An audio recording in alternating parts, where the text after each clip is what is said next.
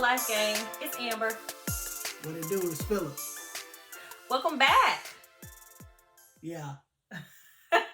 Welcome back. If you haven't already, go ahead and subscribe to our channel. Give this video a thumbs up. Leave us a comment below. Let us know how you feel about what we're about to discuss. Yeah. And today we are going to discuss apologizing in your relationship. Apologizing. And how important it is. Is it?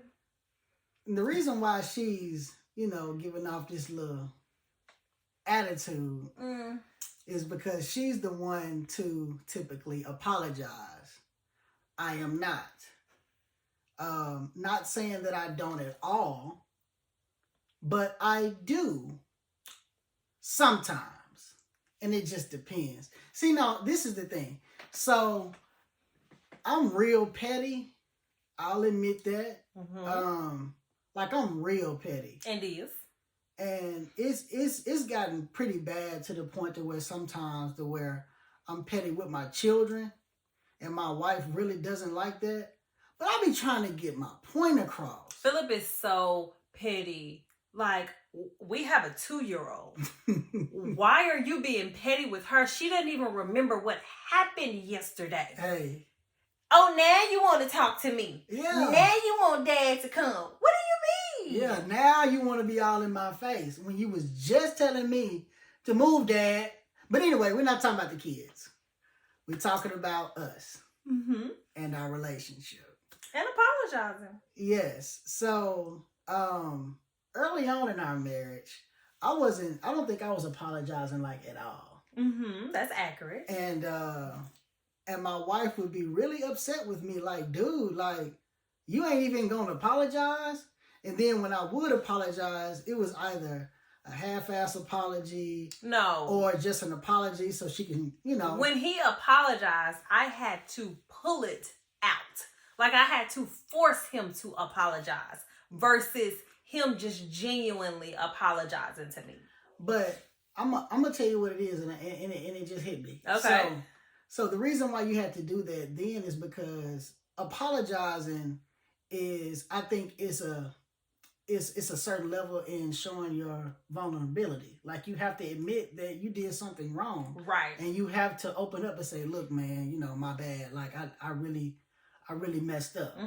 And to do that for me, it was hard because that's not anything that was done to me, kind of coming up. Right. So that's not anything that I experienced, so that was new. So I was learning. So you're saying you didn't experience being apologized to. Yeah. So you didn't really have the example of apologizing.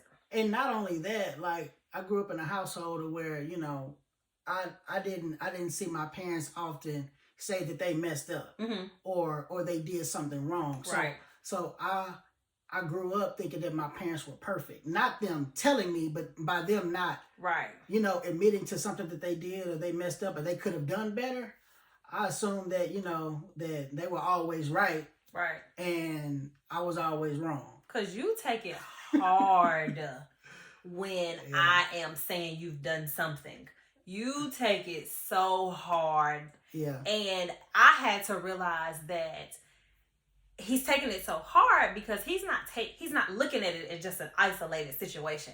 For Philip, it's not just, oh, I could have been better in this situation, or oh, I messed up in this situation and I need to apologize. For Philip, it was me doing something means that I'm not as perfect as I want to be. Yeah. And that's not it when you apologize. First off, we know this, but I think it's hard. We say this, no one's perfect. But I think for some people, they don't realize how true that is. Like, you're not perfect. Yeah. I'm not perfect. Like, we'll never be perfect. Yeah. So it's okay to mess up. We're always messing up. But for me, I take apologizing as learning. When I can learn, oh, you fumbled here. Then I know, okay, you fumbled. How can we be better? And so for me, it's always learning versus, dang, you suck because you messed up. But, also in the beginning, though, baby, remember, like, when you would call me out on stuff, I would always take it so hard because I thought that you were attacking me. I feel like, man, God dang, like why are you calling me out? Who you think you are? Right. You know what I mean? Not, not saying it like that, but but having like an attitude like, man, like you ain't gotta do me like that. Yeah. And I know in the beginning, and we've talked about this before, my delivery wasn't the best. So I had to really learn how to be a little more gentle with calling you out. Right. And for a moment, I went through a period where I just wouldn't call you out. And I had to get past that because I'm like, no, that's not what we're going to do. If he going to be sad about it, if he going to be mad in his feelings, he just got to be in his feelings. Right. Because you were in that stage where you were still, you know how you were saying that kind of in your early 20s, in your later teens, to where it didn't matter what you were telling somebody as long as you were telling them the truth. Yeah, I was living off being honest. Yeah, and it was direct. I'm honest. Blunt, I'm honest. It hurt your feelings. I'm sorry. I'm honest. Yeah, but with me, you didn't know at the time that you had to be more gentle with your approach. Right. And that's something that we both kind of learned together. As far as like me admitting that I was wrong and apologizing without you having to pull the apology out of me. And then, but also with you, being gentle in your approach, or it just being strategic in your approach, not sugarcoating anything, but still like I definitely have to be gentle. Out a different way. Gentle is a fair word. I'm 100% gentle when I call you out. Even still to this day, I'm gentle when I call you out. Yeah, because I need you to receive it versus feeling some type of way that I'm calling you out. I need you to listen to what I'm calling you out about. Yeah, and I also want to be clear on this. She's not saying that she has to be gentle because she's afraid of my reaction. No. I don't ever want it to be that misconstrued, because it's not No. No, we don't play that stuff around here. It's just that she has been gentle in the past and in current now, being gentle in her approach because she know I would get upset. And he would just be in his feelings. So upset is not the best word. Well, yeah, not upset. He would be in his feelings. And when Philip gets in his feelings, he shut down. Yeah. And I need you to receive it and not shut down. So I'm gentle because of that. Not because he's like gonna lash out or anything. He just shut down. And I'm not a shut down person. Yeah. like Amber, she wants the conversation to continue. She doesn't want to bring something up, have me to be in my feelings, I shut down, and then we don't talk about it. Right. She's being strategic in talking about it to where I can get to how I'm feeling and opening up and either apologizing or let's go back and see actually why this happened and all this type of stuff. Right. So let's talk about why apologies are so crucial. They're crucial in any relationship, but specifically in your marriage. Like, why is apologizing so crucial? First of all... Wait. Sorry. No, go ahead. I was going to say, apologizing is crucial to me. Is it even crucial to you? Do you have to get an apology? I think it depends on what it is. Mm-hmm. Now, you want a petty apology. You do want that. Oh, for sure. I do want that, but I really depend. To me, it really just depends on what it is. If it's something that and I can't think of a scenario right now, but you've known me long enough to where if it's something that you should apologize for, which you probably gonna apologize more often than. I apologize if I feel like I'm wrong. So it doesn't. If I feel like I'm wrong, I apologize. Yeah. Or even if I don't feel like I'm wrong, but I feel like I hurt your feelings or something like that, I'll apologize for hurting your feelings, even if I still stand on what I said. Yeah. Just because I like to clear the air. I don't want you to be thinking I meant something a certain way I didn't, but I also want to resolve it. Mm-hmm. So for me, apologizing is so crucial because to me, I don't feel like there's changed actions if you don't apologize. Because when you apologize, you're admitting that you see the error. Yeah. And now that I see the error, I'm going to do something to fix it. Yeah. And for me, if you don't apologize, we're not getting that point. So if you don't apologize to me, this may keep coming up, Versus if you're apologizing for it, you've walked through, this is where I went wrong. Yeah. And we can resolve it and move past it. What do you feel about apologizing for the same thing more than once. If you do it again, you apologize. Yeah. I agree. To me, I don't think there's no limit on apologizing. Yeah, I agree. Now, I feel like if you're apologizing for the same thing over and over, like at some point you probably need to evaluate, why am I continuing to do this? Yeah. So then you need to figure out there's an issue. Yeah. Handful of times, all right. But, right. But 30, that's a little too much. Yeah, that's a lot. That's a lot. Yeah. Yeah. So I like to apologize. Mm-hmm. And I like to be apologized to. But I also like to feel validated. And I like to validate others. And I feel like when you apologize, you're validating somebody as well. Yeah. So I'm super passionate about apologizing. And when Philip doesn't apologize, I'm as passionate. I feel some type of way about not getting an apology. And not even on... taking more on a personal level. Yes, but not even on a... because I want to hear you were wrong. It's because I want to move past it. Like, we've had stuff where you didn't apologize for it, and literally years later, it still stung a little bit because we never really got the resolve that I needed. Mm-hmm. Like, I need things to be case closed, signed, sealed, put up, we done with it. Mm-hmm. And if we don't get everything out, we're not done with it for me. Mm-hmm. So that's why apologies are so important to me. So where do you feel like you are on your level of apologizing now? Better than I was when we first got married. Agreed. Still far from where you are, I think. Uh-huh. I mean, because apologies roll off your tongue like it's nothing. Yeah. But for me, it just depends on, literally, it depends on what it is that I have to recognize, oh, I need to apologize for this, for one. And then for two, sometimes I'm a little hesitant because I'm still working on my vulnerability. Yeah. So sometimes you realize you need to apologize. You should apologize and you don't. Oh yeah, for sure. What do you say? What are you thinking? I just be talking to myself like, dude, you need to apologize. Like, you're tripping. And then you be like, but I'm not. Yeah, like sometimes I'm like, dude, no, forget that. It be like the good Philip over here, the bad Philip over here. Like, dude, you don't need to apologize for that. She'll be all right. She ain't going nowhere. But the other one be like, look, man, you trying to get some tonight. You better apologize. So you apologizing to get some? No. I'm just telling you what they tell me. My, you know, just my subconscious. Whatever. And I'm just like, sorry. That was really rude what I just said. Yeah. But I normally realize I've messed up like right after it happens. I'm like, oh, you shouldn't have said that. Yeah. Or, oh, that was a bad move. I beat myself up so bad about making a mistake. Yeah. Like, I'm tough on myself. I internalize everything. So I'm like, you need to apologize. Yeah. And you need to apologize ASAP. Yeah. It's more like a fork in the road. Pray for us.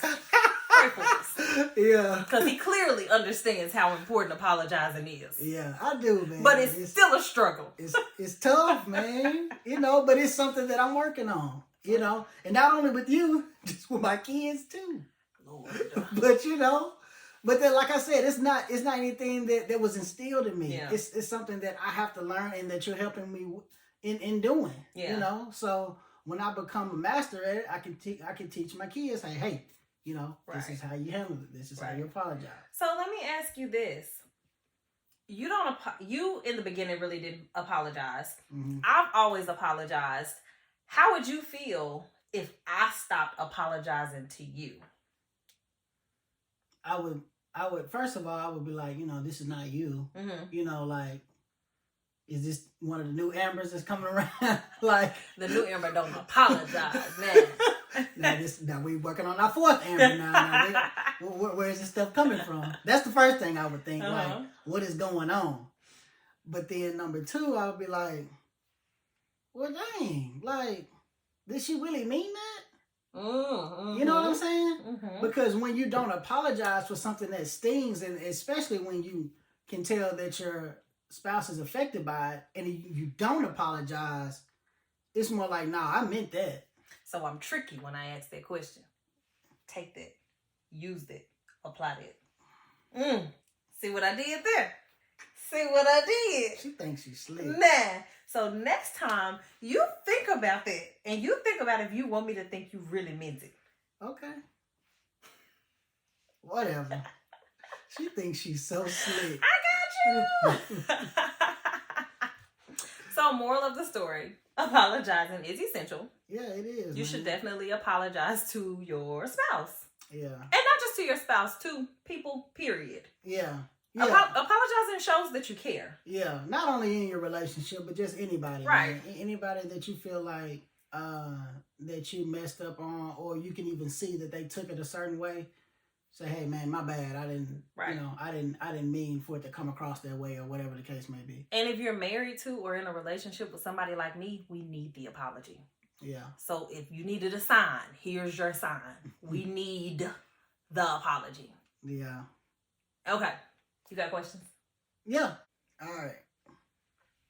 What was your nickname growing up?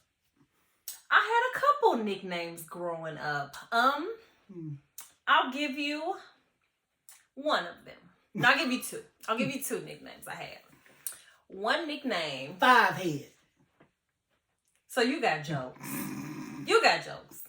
One nickname was Dollface. My dad and my mom called me Dollface because obviously I'm beautiful. So my other nickname was... I do not like that nickname. Why? I think it's just dumb. And I'm not saying that you are not cute at all, because you are stunning. However, I don't think dolls aren't the epitome of beauty. They're plastic. They're made up. And I agree. I understand that. But, 30 years ago, that wasn't the case. I can see that. They were 30 years ago. My other nickname was Dirty Sally. Tell them about that. My name is not Sally. My middle name is not Sally. I'm sure Dirty Sally came from something like old, but I was a dirty little kid. And when I say dirty, I really mean filthy. I played in the dirt. I played in the sand. I was a dirty, filthy child. Like, my mom had to put a towel in her car when she picked me up from school every day. My grandmother made me sit on the floor when I got to her house because I was so dirty. Like, I was a pretty filthy child. I played hard and I had fun. That's a shame. So I was Dirty Sally. That is a shame. What was your nickname? I didn't have one then, and I do not have one now. You don't. I don't. Okay, what's your next question? Oh, next question. One incident that you will never forget. Because you say incident, I think of something bad. And so I immediately go to my class reunion. Did you know I was going to say that? No.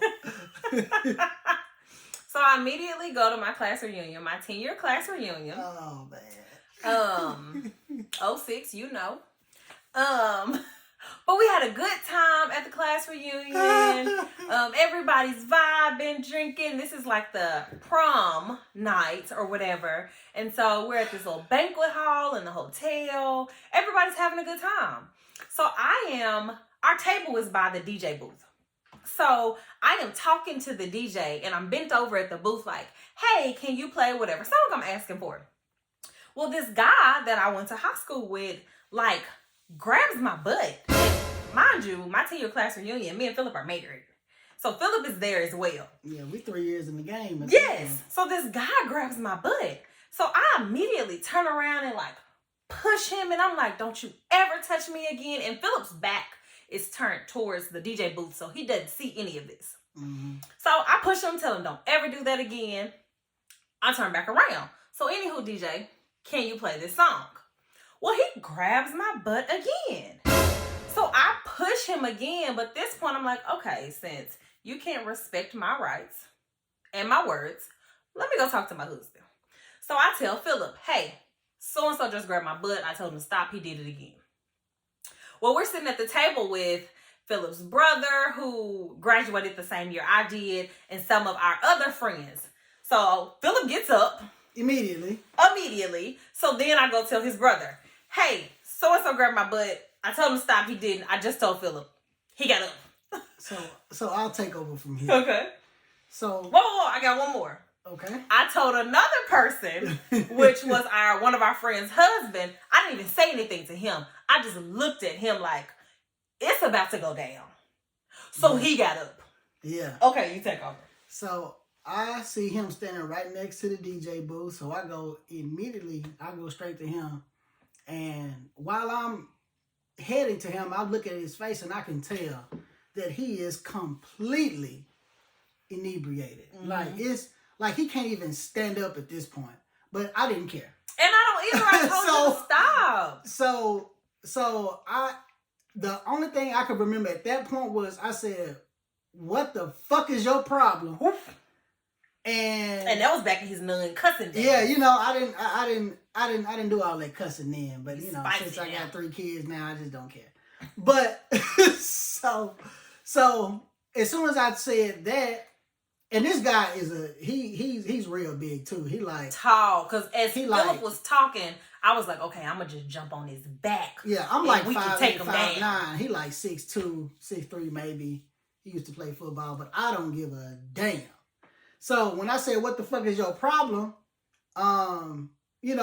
People start to kind of look like, kind of what's going on. But that's when I got grabbed and immediately escorted back to the rear. And yeah. And it just kind of went from there because Philip kind of got grabbed, and he got grabbed by his friend. Yeah. His friend was like, "Nah, pretty much, nah, I'm gonna handle this." Yeah. And we kind of got escorted out, and it was a big little scene for a moment, but that's an incident that I won't remember because it was an incident to me, and it was so unnecessary, but it was so huge for a minute. I should have never said anything to him and should have just popped off and just popped it off right then and there. But I was ready to fight. Y'all know I'm spicy. I was ready to fight. But me being the critical thinker that I am, I didn't want to go to jail. Which we were in a hotel, a nice hotel. We probably would have got arrested. So. But it's all good. So that's the incident I won't forget. What is your incident? The incident that I will never forget. Don't do that. I'm not going to say that, Jill. You asked this question. Well, you looking at me all like, I didn't even think about that until you. You the one looking at me. Okay, I'm going to ask my question. No, I have an incident. Okay, go to your incident. All right, so I'll never forget this. This is just like completely random. Okay. And this was like when I was like maybe like 12. Okay. So, I was riding my bike with this guy that I was one of my friends in the neighborhood, this dude named Travis. I don't think I've ever told you. Dang, you done put Travis on Front Street. Man. Okay, come on. I've seen Travis since I was 12. Okay. So, but anyway, we was going down this hill, a block away from my house, and this car ran a stop sign. And Travis didn't see the car until the last minute, so he tried to turn, and when he tried to turn, he fell off of his bike, but he slid and rolled underneath the car. And the car didn't hit him enough. It was just like a perfect shot. Oh my goodness. And because the car stopped, but he slid underneath the car. But Travis got up laughing. My heart skipped a beat. I'm like, Travis, you almost died. And he thought it was funny. What is wrong with you? Come on, Travis. But that's an incident I'll never forget. Yeah. I don't think I ever told you that I don't think you've told me that story either. But Travis was crazy. I see. Travis, I hope you're doing well now. Travis was crazy. Okay. My first question is, what's your favorite quarantine snack? Ooh. Right now, probably s'mores. I knew. I was like, he better say s'mores. That's what you eat all the time. Yeah, probably s'mores. Okay. Punish some s'mores. Yeah, you be. Y'all, Philip be making s'mores, and if he just disappear and come back, I know he coming back with s'mores. Just random. Just random. It could be 2:00 in the afternoon. Philip is eating s'mores. Chew it on a little s'more. Like it's a bag of chips. My favorite quarantine snack. Now look, What I You be came eating? up with the question. But I think of the question Oh, and then I probably move on. The skinny pop? Yeah, probably the skinny So pop. the birthday cake. Yeah, it's Oh, if y'all hadn't tried that birthday cake skinny pop, it's too far. try it. That's my favorite quarantine snack. Matter of Yeah. fact, I need to put that on the list. Okay. And that's crazy because we eat the whole family size in one setting. Y'all, it's a Sam's bag. Don't be like us. And as soon as we open it, we eat it. Like all of us. Everybody in the house. We just kill the bag. It's a shame. And the bag is like 3 feet tall. No, It's just- for real, the bag is like this It's big. dumb. No, it's ridiculous that we It would eat that just be entire s- bag. It's good. It's skinny pop, so it's okay. Yeah. It's healthy for you. Okay, last question. What's one thing you've learned about yourself during quarantine? I need to get my shit together. I guess I had quarantine on my mind. Okay, that's what you learned? Yeah, I need to get my shit together. Yeah. That's it. I appreciate your candidacy. Yeah. Okay. That's it. What have you learned? I learned that I need to prioritize myself sometimes. Oh, okay. Yeah. Yeah. It really took quarantine for me being like, no, for real. Yeah. No, self-care is a thing. Yeah. Self-care is You needed, you man. need it. Not you just deserve it. You need it. For real. So that's something that I learned. And I'm excited that I learned it. Because sometimes I just be like, figure it out. Or if it come, it come. That's what you think. If what comes. You know, your self-care. Like if you get around to taking care of yourself, it'll come, it comes. Oh, yeah, But if yeah. not, I'm But just now gonna continue. when I say figure it out, I'm talking about y'all. You and the kids. Figure it out. Because Oh, I'm yeah. finna go do. Take this 3-hour bath Or whatever it is I'm about to do. Figure it out. during the middle of the day. Self-care. But you gotta do that in the middle of the day. You can't wait till the nighttime. I need a moment. Nighttime is our time, boo. You're right. I need my time. You're right. Mm-hmm. Well, that's all we have for you guys today. Yeah. Yeah. Would you all please like this video, Yeah. share this video, and also comment below. Oh, also, if you aren't, follow us on Instagram. Yeah, Black Love for Life. Yeah, follow us on Instagram. We'd appreciate it. We do, and we appreciate you guys already, like the support. We building up our For Life gang. Yeah, man. And we appreciate it. It makes us so happy when other people be like, For Life gang, or just, to get feedback and stuff like that. So we really appreciate it. We thank you guys so much for supporting us. We do, man. For Life Gang. For Life.